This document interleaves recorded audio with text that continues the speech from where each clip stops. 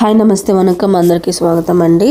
Promo కొత్తగా release అయింది కదా, దాని గురించి డీటెయిల్స్లోకి వెళ్తే తొలి 2 రోజులు ఆట చూసిన తర్వాత ఎవరు నామినేషన్స్లో ఉన్నా లేకపోయినా నాగమణికంట ఉంటాడని అంతా ముందే ఊహించారు. అయితే ఉండడం కాదు, హౌస్లో వాళ్ళంతా అతన్నే టార్గెట్ చేసి అతనికే ఓట్స్ వేయాలని అనుకున్నారు. కానీ అతను మరింత ముందుకు దూసుకుపోయేటట్టు చేస్తున్నారు.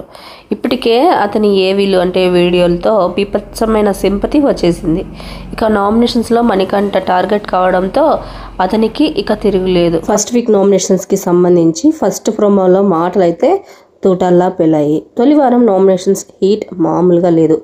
హౌస్లోకి వెళ్ళిన రోజే నామినేషన్స్ స్టార్ట్ కాకుండానే వీళ్ళు తిట్టుకోవడం స్టార్ట్ చేసేసారు. ఆల్రెడీ కన్నడ బ్యాచ్ గ్రూప్ మొత్తం ఫేమ్ చేసి గ్రూప్ ఆడుతున్నారు. ఇంకా తెలుగు వాళ్ళని సైడ్ చేసేస్తారు. తెలుగు బిగ్ బాస్లో ఈ కన్నడ దరిద్రం ఏంటో అర్థం కావడం లేదని తెలుగు యాక్టర్స్తో పాటు తెలుగు ఆడియన్స్ కూడా తలలు పట్టుకుంటున్నారు. ఇక తొలివారం నామినేషన్స్లో కూడా కన్నడ ఫేవరిజమే కనిపిస్తుంది. నిఖిల్ ఆల్రెడీ ఫేవరిజం చూపించి బాగా ఆడిన ఆఫ్రిద్ని పక్కన పెట్టి మరి యష్మి గౌడని చీఫ్గా ఎంచుకున్నాడు.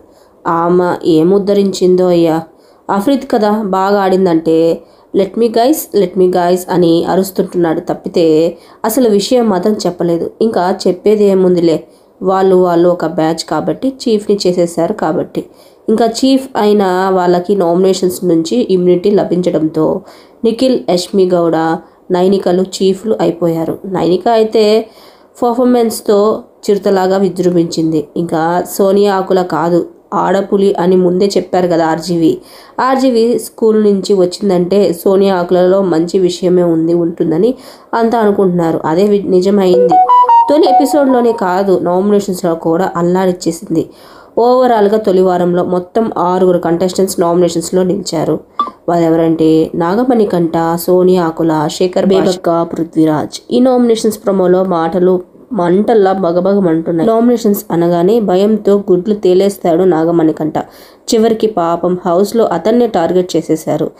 ముక్కుముడిగా అతనికి ఎక్కువ నామినేషన్స్ గుద్ది పారేశారు. నామినేషన్స్ ప్రక్రియలో భాగంగా ఫస్ట్ బేబక్కను నామినేట్ చేసింది సోనియా ఆకుల. కుకింగ్ హెడ్గా ఉన్న బేబక్క బాధ్యతలన్నీ సరిగ్గా నిర్వహించలేదని చెప్పి నామినేట్ చేసింది ఆకుల. ఇంకా వాళ్ళిద్దరి నామినేషన్స్ జరుగుతుండగా కన్నడ బ్యాచ్ నిఖిల్, యష్మిలు మధ్యలో దూరిపోయారు. దాంతో ఈడ్చి పడేసింది ఆకుల. ఇది నా నామినేషన్స్, మీరు చెప్తే నేను వినాల్సిన పని లేదు అంటూ కౌంటర్ ఇచ్చేసింది.